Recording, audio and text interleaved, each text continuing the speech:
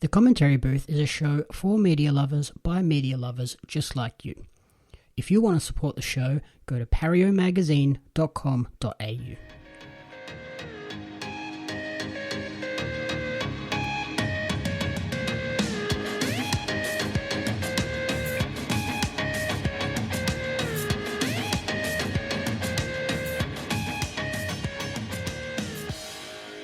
Welcome to the Commentary Booth, your ultimate weekly entertainment recap and review show.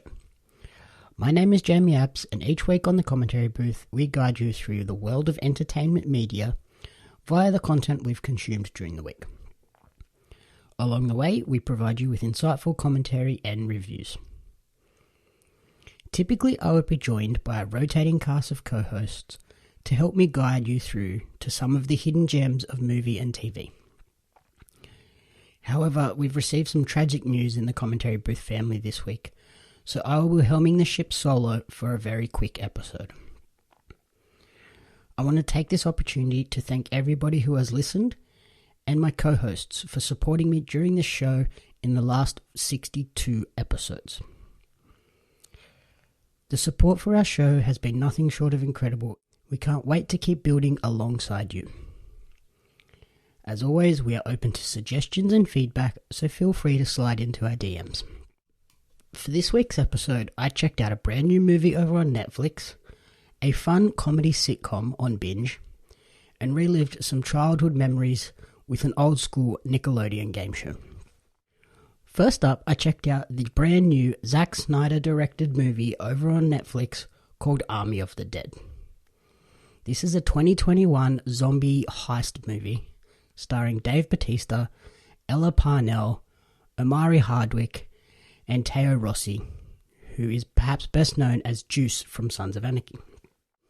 During this movie, a group of mercenaries plan to recover millions of dollars of lost money that is stashed within a Vegas casino safe after the city has been overrun by zombies.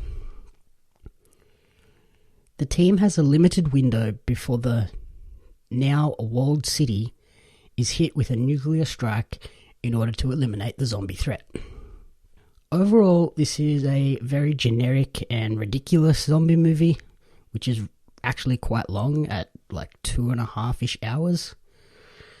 And the emotional weight that the film attempts to sort of inject does not land at all.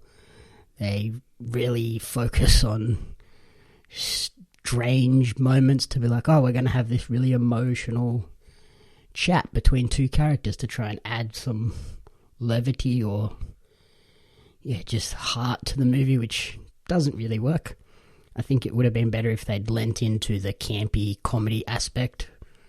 For example, there is a zombie tiger in this movie, which is really cool, but again, like just out of the blue, like, oh, I suppose that would happen in Vegas when they get overrun by a zombie plague. Another aspect of the movie which really sort of grinded my gears a little bit was Zack Snyder once again overusing slow-mo. He also overuses bokeh throughout the movie, so a lot of the scenes they have that very shallow depth of field where you are keyed in on focusing on only one thing because that is the only thing in focus. So that's, again, I think trying to be very artistic but not quite hitting the mark. In terms of the CG, there are some elements that look really great. There are others that just look cheap and tacky. The zombie makeup isn't really anything spectacular. It's, kind of just run-of-the-mill dead people running around. I did like that they were the fast-moving, somewhat organized zombies rather than the boring, slow, brain-dead, lifeless zombie. Somewhat of a spoiler now, the ending does leave this movie open for a sequel. Whether we get that will be an interesting development. See how the response is. Obviously, with my review, probably not looking likely. However, I did do some research and found that there is already a prequel film in the works, with filming ending in December, and that movie is going to be known as Army of Thieves, which from the sounds of it is going to focus more on the safecracker that is part of the team in this one. So that one could be a bit more interesting. I think I actually do want to see this prequel movie, but maybe without all the bokeh and slow-mo weird parts. There's also a spin-off animated series that has been announced, which is also coming to Netflix, called Army of the Dead Lost Vegas, and that's apparently focusing on the early days of the zombie outbreak. Again, that could be very interesting. An animated show I'm pretty keen on. I've been liking watching a bit of animated shows recently, namely Invincible. Really caught my attention this year. Also, on the research front, I found out that this project, Army of the Dead's been in the making for quite a while. They first announced it in 2007. Apparently went through a lot of upheaval, changing in studios, changing of cast, directors, pretty much anyone involved. It wasn't until Netflix purchased the rights in 2019. They brought on Zack Snyder to direct, and then we got Army of the Dead. So that's that one. Obviously not overly positive on this one, but I think if it wasn't 2.5 hours, I would suggest checking it out. It's a fun weekend movie, but yeah, 2.5 hours, some of the choices make it a bit of a tough sell.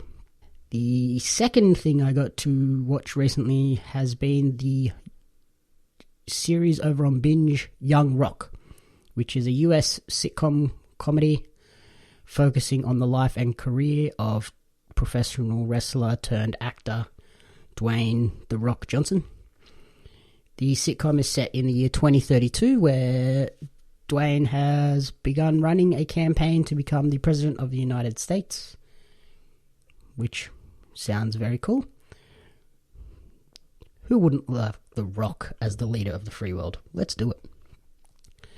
So each episode with that premise features Dwayne partaking in an interview, which allows him to reflect on his life and how those particular moments in these stories made him the man that he is and got him to the point where he is in this storyline. Outside of Dwayne himself portraying current Rock, he has 3 other actors who portray him at various ages of his career. We have Adrian Grew as a 10-year-old Rocky Johnson, or Dwayne Johnson. Rocky's his father. Can't get those confused. Then we have Bradley Constant as a 15-year-old Dwayne Johnson. And probably the most notable is Uli Latukafu as an 18 to 20-year-old Johnson. As an Australian wrestling fan and a wrestling fan in general, I did enjoy this series. I would like to have seen it feature more of his wrestling career. But I also did enjoy seeing a couple of Aussie wrestlers pop up with some cameo roles in the first couple of episodes. We had Matthew Farrelly, aka Matty Wahlberg, popping up as Ric Flair. We also had Brian Gamage, who's perhaps best known as Caveman Ugg on the Australian scene. He was in there as a independent wrestler known as The Gull. In April this year, they renewed this series for a second season, so hopefully with that second season we will get more of The Rock as The Rock in his wrestling career, with these episodes being a fun 30-minute, nice quick watch. I think wrestling fans will sort of really revel and enjoy the Easter eggs and the cameo appearances. And general general entertainment TV fans, I think, will enjoy the heartwarming series and stories. So let's see where this show goes. There's still a few episodes to come on Binge, but so far I think we're about 5 episodes in, and I enjoy it. I like having that sort of weekly 30-minute hit. That's a nice, quick, easy, enjoyable watch. And then the nostalgic hit that I've been enjoying is The Legends of the Hidden Temple. I think a lot of people my age, mid-30s, will remember this show from the days of Nickelodeon in the mid to late 90s, 93 to 95, so probably early to mid 90s rather than mid to late. I went back to this purely after the reboot was announced. So they're bringing Legends of the Hidden Temple back. It's going to be more aimed at adults, so capturing the attention of people my age for that nostalgia hit. It's going to be on the CW network in the US and hopefully on the Paramount Plus streaming service here in Australia. The show, they've said that the show is going to be a supersized adult upgrade. So what that suggests to me is it's going to be more along the lines of a Wipeout Ninja Warrior type show, but they have also confirmed that we will get the main elements of what made Legends of the Hidden Temple Legends of the Hidden Temple. We'll get the moat for the first round. We'll get the blue barracudas, the orange iguanas, the green monkeys, red jaguars. They're all coming back. We're all getting all of that. We're getting the steps of knowledge. We're getting the temple games.